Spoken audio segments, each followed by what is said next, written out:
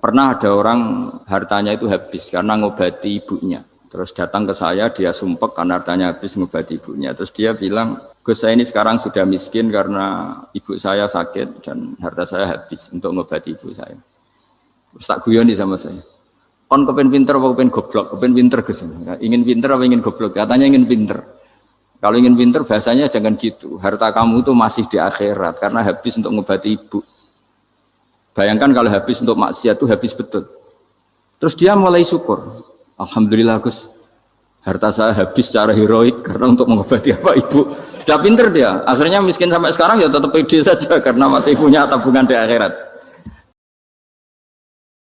Pentingnya ilmu satu bahwa itu akan menjadikan satu perilaku.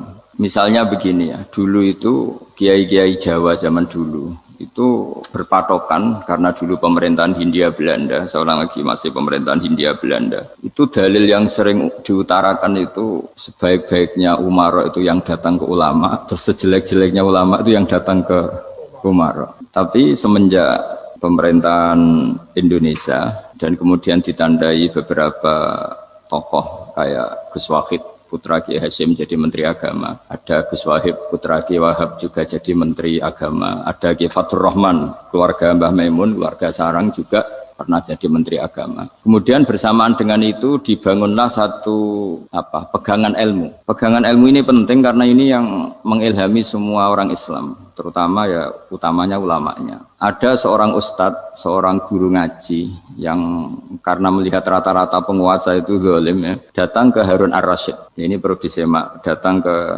Khalifatullah atau Amirul Mukminin Harun Ar-Rasyid. Karena beliau seorang raja tentu terduga lah atau ya umumnya atau gimana lah istilahnya. Itu ya rata-rata ya agak seenaknya namanya raja, namanya penguasa. Ini dalam pikiran ustadz itu, tidak mesti dalam fakta.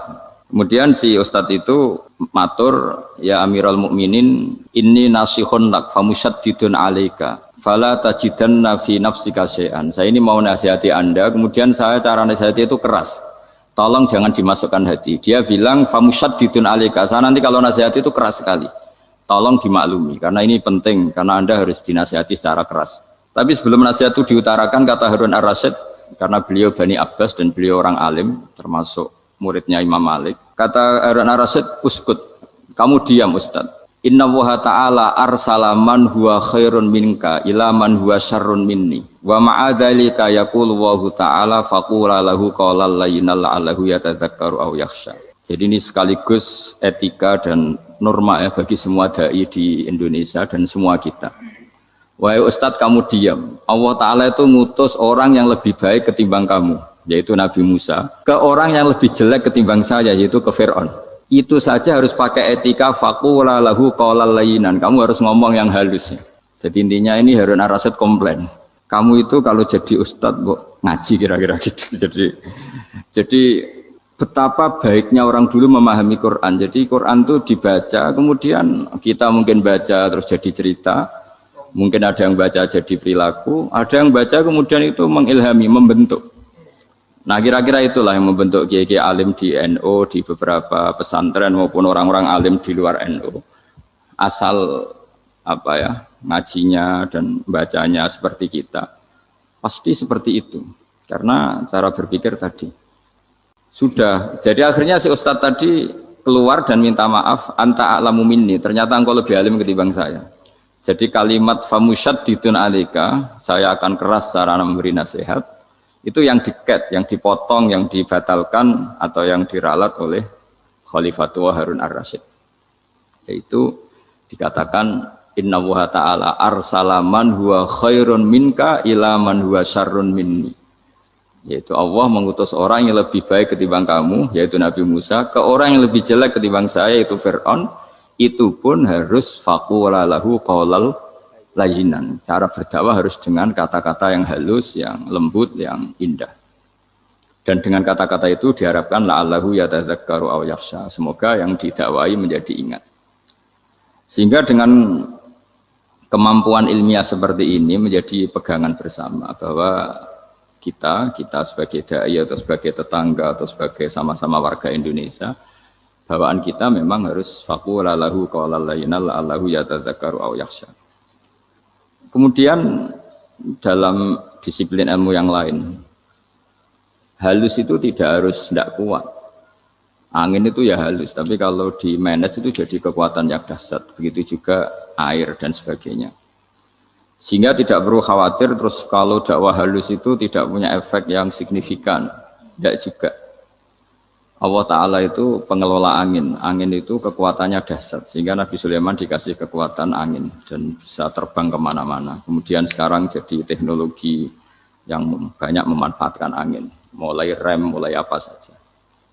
Sehingga dari cerita saya ini kemudian terus kiai-kiai itu membentuk dakwah termasuk di ekonomi dengan cara yang rileks. Nah cara rileks itu satu tentu dimulai dengan ilmu. Misalnya begini, saya beri contoh. Ketika ada orang melafadzkan kalimat la ilaha illallah, tiada Tuhan selain Allah. Kemudian kalimat ini mungkin kalau orang NU baca itu rutin ya, karena kiainya kelamaan ya yang ikut sambil tidur. Ya. Kalau tahlil itu disebut kiai tertentu itu mesti yang belakang, wah suwi itu kalau kiai itu lama itu. Nah kiainya juga karena jadi lakon ya kan lebih semangat karena pegang mic biasanya gitu di NU itu kalau khotib mesti semangat karena yang pegang mic yang dengerin mesti ngantuk karena monoton gitu. Karena yang mendengerin sudah tahu pasti nyuruh baik meninggalkan yang jelek jadi ilmunya sudah disimpulkan dulu. Setiap yang tidur di masjid mesti tak tanya kenapa tidur, ilmunya ada perkembangan Gus, nyuruh yang baik meninggalkan yang jelek. Tapi kalau ilmunya agak ada perubahan kan dengar semua pasti nyuruh yang jelek meninggalkan yang baik, karena watak manusia itu agak-agak suka fitnah, itu suka geger. Tapi kalau monoton itu mesti enggak itu. Tapi yang menjadi pegangan kita, saya ulang lagi, itu ilmu dulu. Saya ulang lagi itu ilmu dulu. Saya berkali-kali menyontohkan, kalau ada orang kafir, orang yang tidak bersyahadat 70 tahun, kemudian dia bersyahadat sekali saja di akhir hayatnya.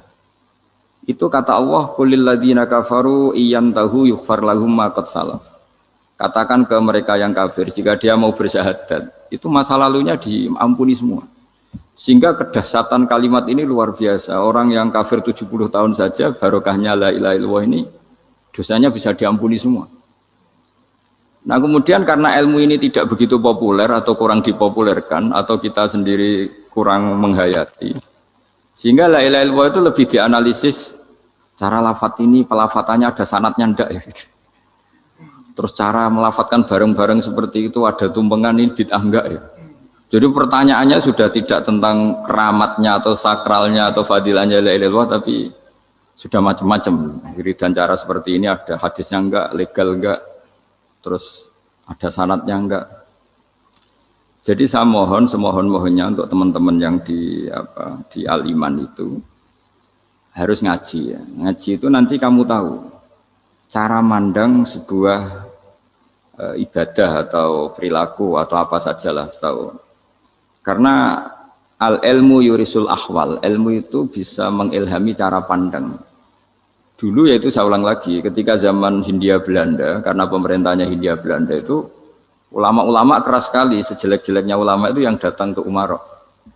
Tapi setelah era Mbah Hashim, era sampai Mbah Maimun, itu mereka peduli sama Umarok, sama semuanya sama-sama warga Indonesia yang ingin melihat Indonesia yang lebih baik.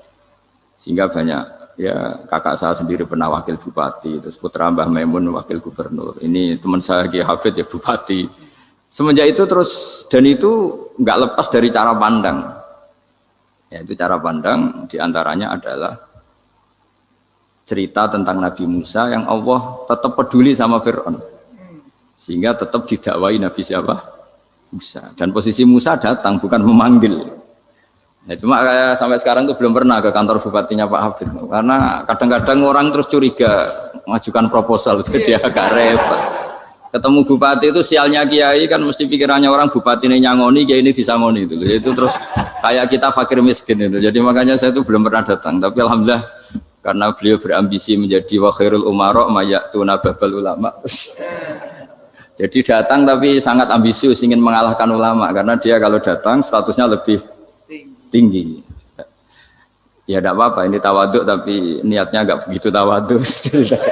Jadi datang. Jadi saya sering ke Jakarta tapi Ya tadi jarang ya. Biasanya mengajarkan waktu hanya pas saja, tidak kurang tidak lebih. Biasanya ngajar di pondoknya Pak Kures itu di Baitul Quran ya. Hanya ngajar santri-santri itu. Nah, jadi pemahaman Quran dulu itu kata Imam Ghazali itu membaca Quran itu membaca, bukan bercerita. Kalau kamu membaca seperti ini, kunta qori'an, kamu pembaca. Pembaca itu yang mengambil pelajaran. Tapi kalau kamu hanya cerita, itu namanya kunta hakian. Sebenarnya Anda tidak membaca Quran, tukang cerita. Misalnya tadi cerita Nabi Musa datang ke Fir'aun. Itu kalau kamu hanya cerita, wah dulu itu ada orang namanya Fir'aun, didakwai Nabi yang namanya Musa. Ya itu namanya tukang cerita. Kalau kamu pembaca tidak gitu. Betapa baiknya Allah. Orang sengawur Fir'aun saja inginnya Allah masih ingin diselamatkan dengan mengutus Nabi Musa kekasihnya. Itu namanya kunta qori'an, kamu pembaca betul, bukan kunta hakian, kamu tukang cerita. Begitu juga seterusnya tentang Quran ayat-ayat seterusnya. Sehingga yang diharapkan dari pembacaan Quran itu memang kita sebagai ahli baca, ahli mu'tabir ya, ahli yang ngambil pelajaran, bukan tukang apa? Cerita. Sehingga dulu ketika Sayyidina Umar radhiyallahu anhu ketika membuka Baitul Maqdis atau Baitul Muqaddas dan diajak syukuran, pesta-pesta makan itu. Beliau enggak mau. Ketika ditanya kenapa engkau enggak mau? Alasannya itu langsung beliau baca Quran. Jadi saya punya sekian contoh. Saya ulang lagi, saya punya sekian contoh. Orang-orang dulu dengan Quran itu menyatu, bukan sekedar dihafal tapi menyatu. Sehingga bawaannya itu sudah Qurani, sudah Qurani. Saya beri contoh pertama Rasulullah SAW, nanti Umar kedua. Rasulullah itu pernah nggak makan sampai 3 hari. Terus ditanya oleh sahabat, lalu kekuatan engkau bisa hidup apa? Terus menghentikan al-aswadani, maksudnya itu tamar dan air, hanya makan kurma dan air. Tapi beliau nggak ketemu roti atau nggak ketemu nasi lah kalau orang Indonesia. Ketika hari ketiga dikasih makan oleh sahabat, dipotongkan kambing, kemudian baru makan 3 lukmah. Kira-kira ya 3 asupan nasi, berhenti. Padahal sahabat yang lapar sama dengan Rasulullah itu membayangkan Nabi itu sampai kenyang, sampai apa. Tapi ketika ditanya, seperti ini pun nanti ada hisabnya. Walatus alunna yauma idzin anin naim. Jadi acara makan-makan gini itu nanti ada hisabnya. Nabi nangis. Akhirnya sahabat nggak jadi nerusin makan. Jadi ketakutan orang dulu sama ketika Sayyidina Umar dijak pesta ketika memenangkan Baitul Maqdis itu. Inna wa ta'ala ayyara qauman. Allah itu mengkritik sebuah komunitas kaum karena apa? Adhabtum thayyibatikum fi hayatikum dunya wastamta'tum biha. Kamu adalah orang-orang yang jatah nikmat kamu sudah kamu habiskan di dunia. Adhabtum itu kalian habiskan jatah kenikmatan kamu di dunia. Wastamta'tum biha, kamu di dunia sudah berpuas-puas. Maka jatah Anda sekarang di akhirat habis. Sehingga Sayyidina Umar enggak mau pesta-pesta karena takut jatah nikmatnya habis. Kata beliau terus astabqi thayyibati, akan saya sisakan sisi-sisi kebaikan saya supaya enggak habis. Corong Jawa itu aja dientek-entekno biar jatahnya masih. Sehingga di dunia kiai itu ya meskipun saya akrab bupati, akrab mungkin wakil gubernur, saya itu ya jarang ketemu. Karena kalau orang Jawa bawaannya ketemu ya makan-makan, guyon-guyon. Nak keterusan ras mlebu swarga. Makanya saya pastikan Pak Yusuf Mansur ke sini tidak akan saya jamin, biar aja, biar jatahnya masih. Jadi ini bukan karena saya bakhil, biar jatahnya masih.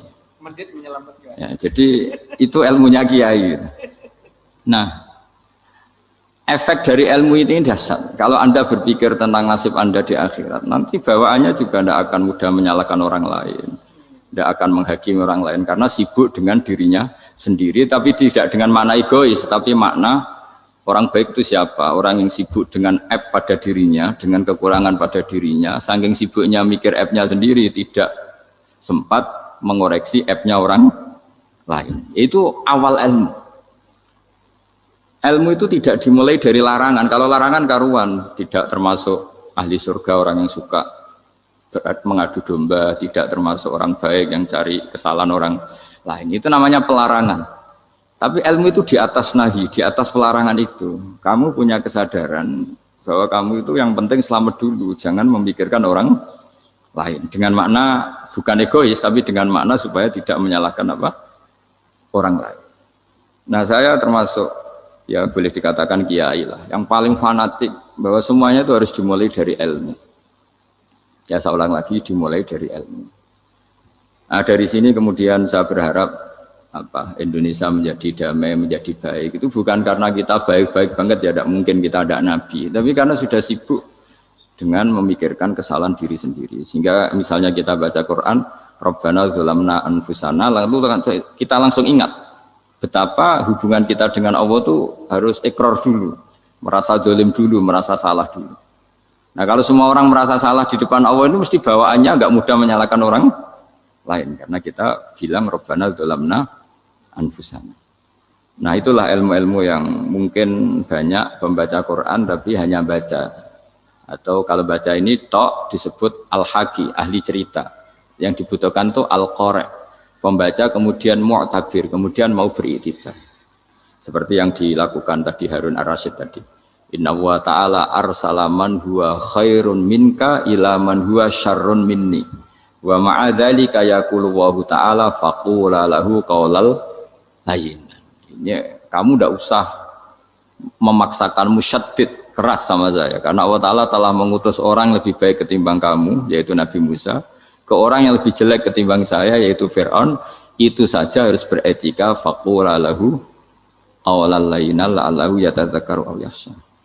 Dan alhamdulillah bawaan kita sebagai orang Timur atau orang Jawa itu kalau mau ngandani orang itu halus sekali.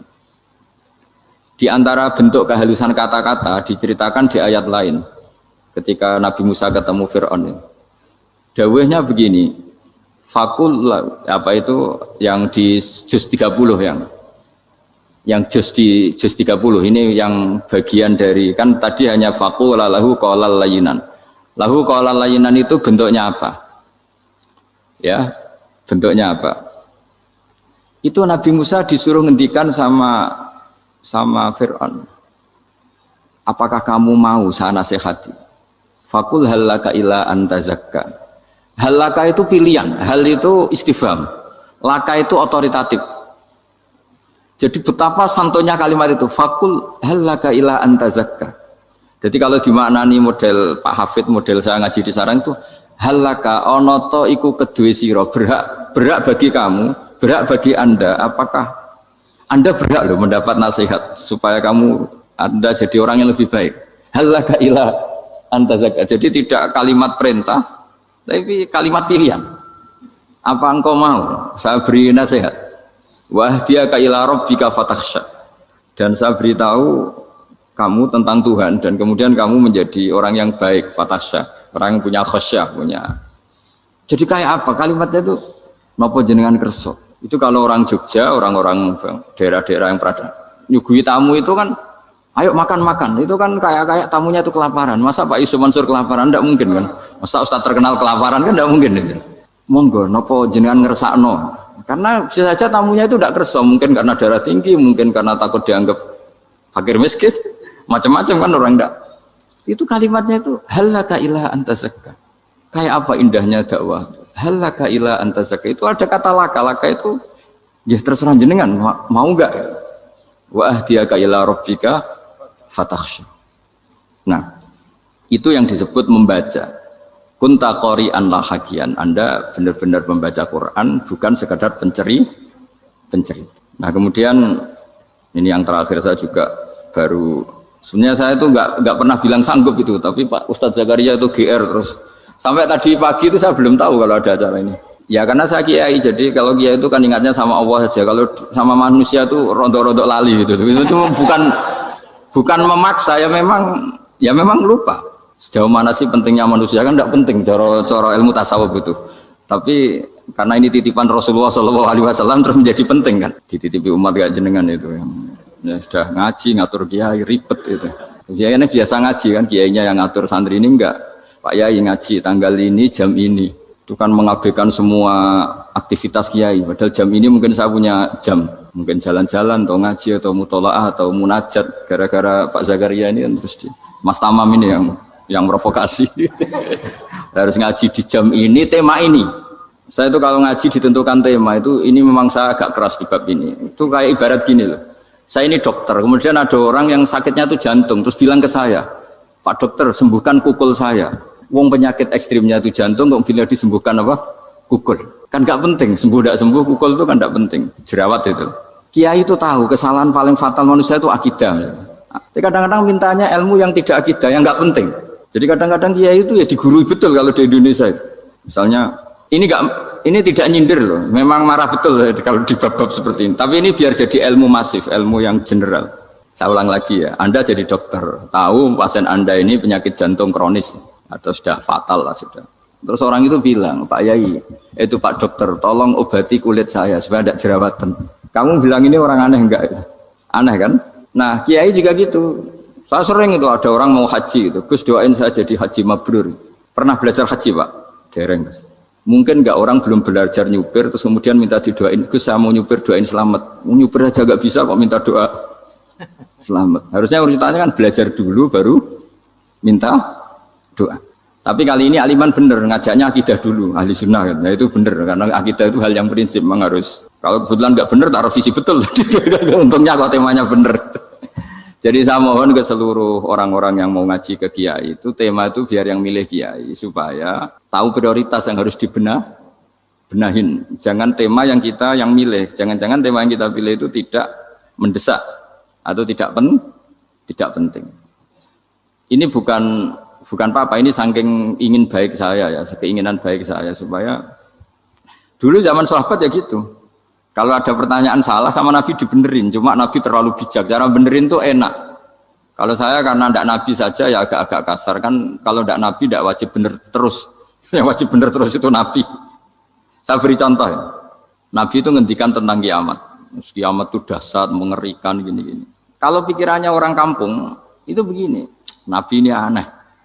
Cerita kiamat dahsyat tapi nggak ada tanggalnya, ada tahunnya. Harusnya ada dong biar kita bisa persiapan. Sehingga Nabi disomasi di tengah-tengah khutbah itu, ya Rasulullah mata sa'ah. Nah, karena ini orang Bedui, Nabi nggak dengerin, masih ulang lagi. Mata sa'ah ya Rasulullah. Ketika Nabi mengabaikan itu ada dua kelompok sahabat, yang satu bilang lam yasma, Nabi tidak dengar sehingga mengabaikan. Yang kedua bilang sami'a wa kariha, Nabi sebenarnya mendengar tapi tidak berkenan. Tapi diulang lagi ketiganya, ya Rasulullah mata sa'ah. Akhirnya Nabi jawab, mau tidak mau, karena kalau enggak ya namanya orang Bedui ngomong terus. Nabi balik tanya, ya karena cara berpikir dia kalau kiamat itu jelas kapannya kan bisa persiapan itu. Paling enggak pas mau kiamat, terus pas ngaji Quran, apa kan bisa persiapan itu. Akhirnya Nabi balik tanya, ma'atatalaha. Kalau kamu berani tanya kiamat, lalu persiapan kamu apa? Ya terus orang itu bilang masyhur itu, ma'atatulaha kabiro sholatin wala siyamin wala kada wa kada walakinni uhibbuka. Saya sebenarnya tidak punya persiapan ya Rasulullah, cuma persiapan banyak puasa ya enggak, banyak sholat enggak, tapi saya mencintai engkau. Masyhur itu jadi hadis paling legenda, almar'u ma'aman ahabba, sebagian disebut anta ma'aman ahbabta. Ini kata semua sahabat yang di masjid. Si Bedui ini orang paling dibenci sahabat karena mengganggu Nabi saat khutbah, tapi akhirnya ini menjadi orang paling dicintai sahabat karena barokahnya itu hadis itu keluar secara terbuka, almar'u ma'aman ahabba. Sebagian riwayat yukhsyarul mar'u ma'aman ahabba. Nanti orang akan sowan sama Allah bersama orang yang mereka cintai. Itu sahabat-sahabat fama farihu ba'dal Islam farahahum biadal hadis. Mereka tidak pernah senang setelah masuk Islam sesenang hadis ini. Karena kita tidak perlu soleh-soleh banget, cukup nyintai orang apa? Soleh gitu. Makanya saya sekali bilang itu ya, kadang-kadang saya jadi orang alim itu ya rugi. Ruginya tadi. Misalnya untuk menjadi orang alim kan harus hafal Quran, ngaji Bukhari, Muslim, Ikhya. Ternyata pengumuman kedua orang nggak bisa apa-apa. Gelombang kedua para pecinta, waduh, itu kan repot ya. Jadi kita yang jadi orang alim susahnya bukan main, ternyata disaingi pengumuman kedua dan para pecintanya. Wah itu kan akhirnya ketemu orang-orang nggak jelas tadi. Nah itu ya termasuk farah dalam Islam, farhatul aibin. Jadi senang itu di Islam itu ibadah. Ya kul bi fadlillah wa bi rahmati fa bidzalika falyafrahu. Senang itu diperintahkan Allah. Saya tuh sering di kamar, kadang itu nyun sewu kayak gatelan itu, apa itu. Ya agak kukur-kukur terus merengut saja malu. Malu saya itu dilihat Allah kok kayak agak ridho itu malu.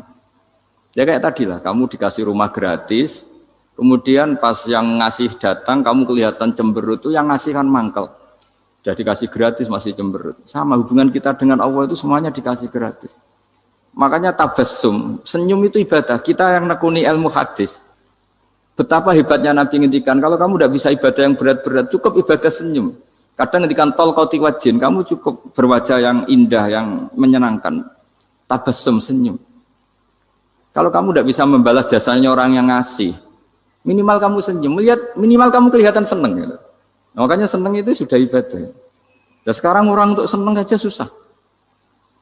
Karena bawaannya nuntut orang lain supaya kayak keinginan dia, bawaannya nuntut, ya ribet. Kalau gitu ya ribet. Makanya saya bilang al ilmu yurisul ahwal. Ilmu itu diperkuat. Nanti yurisul ahwal, ilmu itu akan membentuk Anda.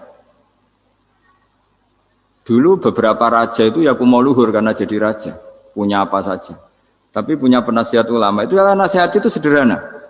Ada seorang raja tanya ke kiai, gimana dengan semua kerajaan saya? Wah, padahal dia punya apa saja. Jenengan miskin sekali, itu kerajaan seluas ini, kok bisa aja? Terus ditanya sama si ulama tadi, andaikan Anda di padang pasir, kemudian kalau tidak minum segelas air itu mati.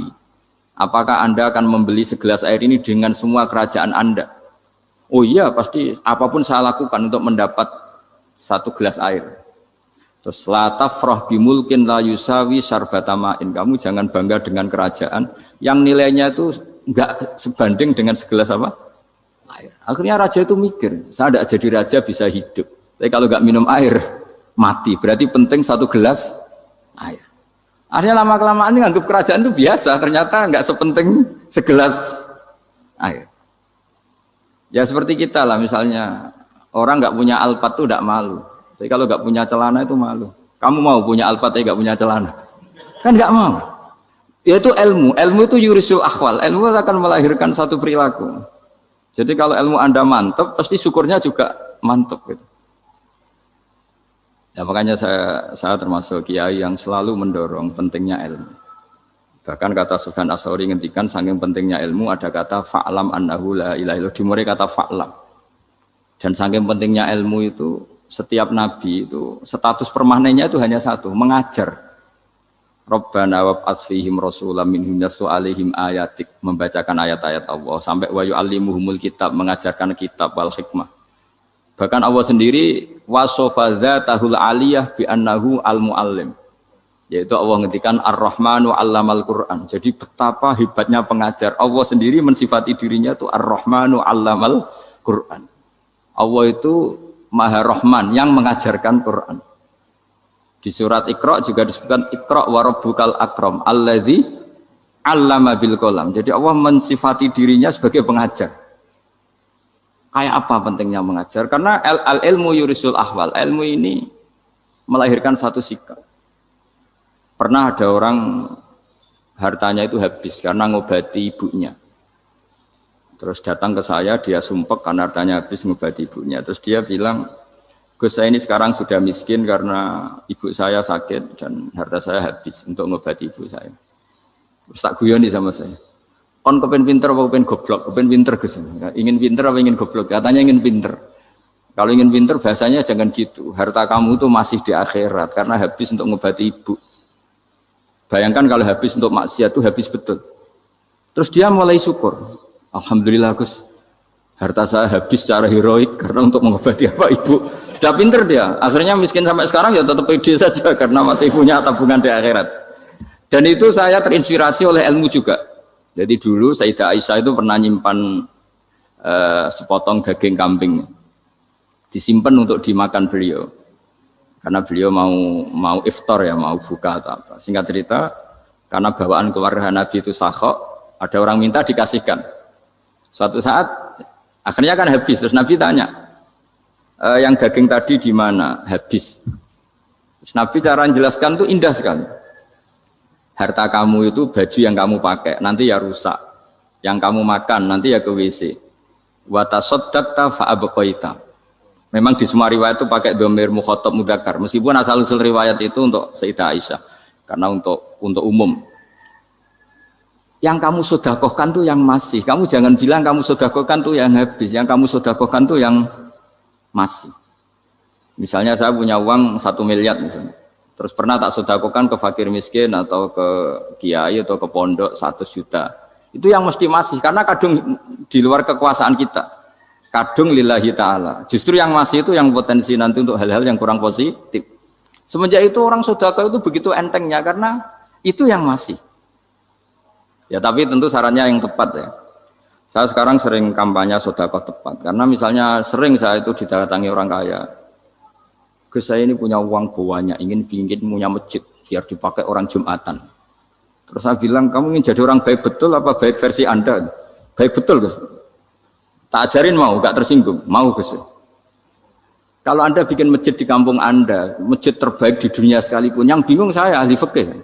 Kok bisa? Kan terjadi 2 Jumatan, nanti sahnya yang mana? Kamu enak aja bikin masjid, kan? Kamu bikin masalah baru bagi kiai fikih di daerah kamu. Belum nanti orang terus migrasi ke masjid Anda karena lebih baik, koriknya lebih baik. Kamu membunuh masjid yang lebih tua, itu nggak sopan sekali, masjid itu sudah lebih tua kamu. Akhirnya mikir, nggak usah Gus kalau gitu, sedekah apa saja, yang penting perintah jenengan gimana. Ya sudah. Jadi sedekah itu juga harus dibina supaya kalau orang kan bisa saja kan uang 100 juta itu untuk fakir miskin manfaat, ternyata untuk masjid yang sifatnya aksesoris, untuk lampu yang kristal yang mahal-mahal bukan yang pokok. Itu pentingnya ngaji ya. Jadi lagi-lagi al ilmu yurisul ahwal. Ilmu itu melahirkan satu sikap. Jadi ketika ada masjid baru, kalau orang nggak bisa ngaji fikih, wow ada masjid baru, masjid banyak. Tapi kalau yang ngaji fikih ngerti ini malah ada masalah baru karena ada ta'adudul Jum'atan, gimana hukumnya 2 Jumatan dalam kondisi yang tidak mendesak. Makanya sekarang saya baru kampanye itu. Dulu itu kalau ada masjid banyak itu kan faktornya beda ormas, beda pemahaman atau agak jauh. Masih hukum sosial. Atau bawaan kondisi. Misalnya di dekat UGM itu ada masjid kampung pertama. Bawaan masjid karena ada kantor besar atau bawaan ada pabrik besar atau ada sekolahan besar. Tapi sekarang itu ada pertanyaan baru, ada masjid baru karena ada orang kaya ingin bikin masjid, itu gimana itu hukum? Nah, tapi kalau orang nggak nekuni fikih itu ya langsung wah bagus untuk bangun masjid. Bagus piye gini sing kangelan memfikihkan tadi. Nah itu ilmu. Jadi kalau yang tidak nekuni fikih itu ya tidak tersiksa, tapi yang nekuni fikih itu pasti tersiksa karena seperti itu tadi.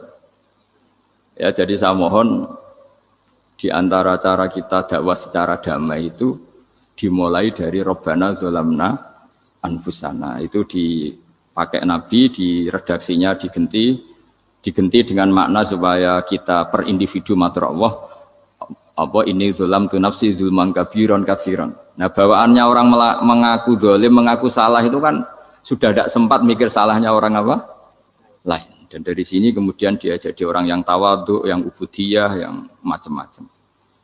Sehingga Nabi itu bukan dianggap ya, pasti penjelas terbaik.